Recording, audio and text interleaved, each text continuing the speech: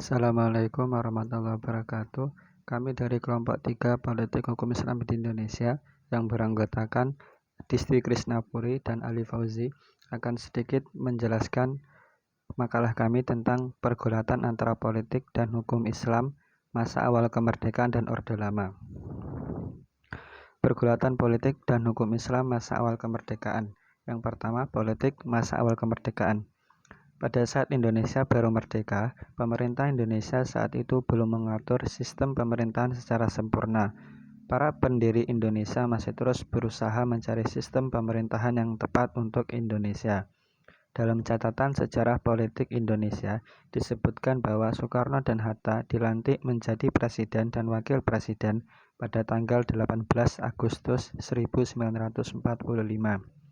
Saat itu, sistem pemerintahan yang diterapkan untuk Indonesia adalah sistem presidensial.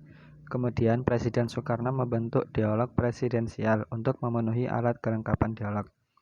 Sistem pemerintah presidensial terpusat pada presiden dan wakil presiden, karena pada saat itu, rakyat Indonesia mempercayakannya kepada mereka.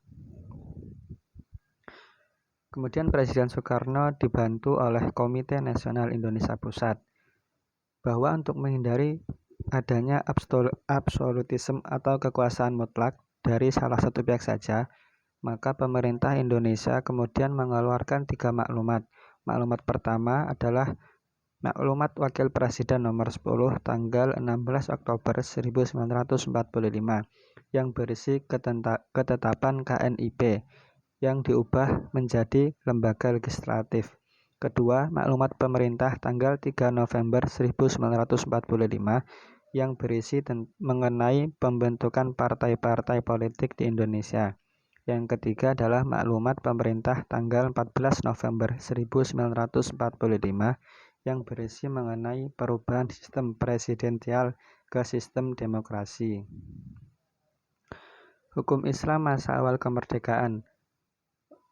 Di sini hukum Islam di sini diwakili dengan peradilan agama di Indonesia. Perjalanan sejarah lembaga keagamaan khususnya peradilan agama di Indonesia memperlihatkan bahwa setiap rangkaian historis secara terus-menerus ditandai dengan pergumulan antara politik dan institusi hukum Islam yang terkadang memihak dan menguntungkan kelangsungan peradilan agama di Indonesia dan tidak jarang pula merugikannya. Maka yang terjadi adalah gelombang pasang surut peradilan agama di Indonesia seiring dengan pasang surut peran politik umat Islam. Materi kedua yaitu pergulatan politik dan hukum Islam masa Orde Lama. Yang pertama, politik masa Orde Lama yaitu masa pemerintahan yang dimulai dari proklamasi kemerdekaan 17 Agustus 1945 sampai masa terjadinya G30 SPKI. Di masa Orde Lama ini, partai yang ikut pemilu sebanyak lebih dari 25 partai peserta pemilu. Pancasila diimplementasikan dalam bentuk yang berbeda-beda pada masa Orde Lama.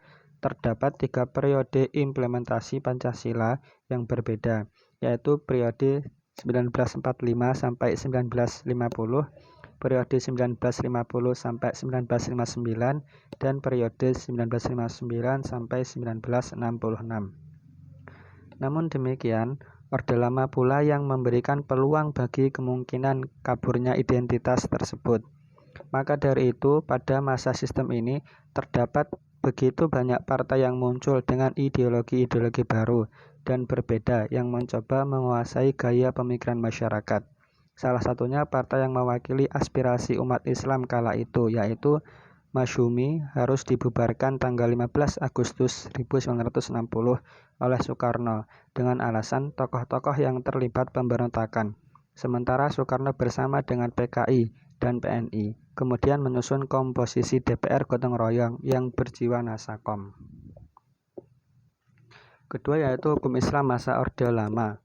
Hukum Islam adalah salah satu kenyataan umum yang selama ini hidup di Indonesia, dan atas dasar itu TAP MPRS tersebut membuka peluang untuk memposisikan hukum Islam sebagaimana mestinya.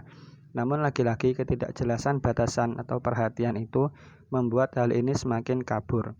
peran hukum Islam di era ini pun kembali tidak mendapatkan tempat yang semestinya. Mungkin cukup hanya sekian yang dapat kami jelaskan, kurang lebihnya mohon maaf. Wassalamualaikum warahmatullahi wabarakatuh.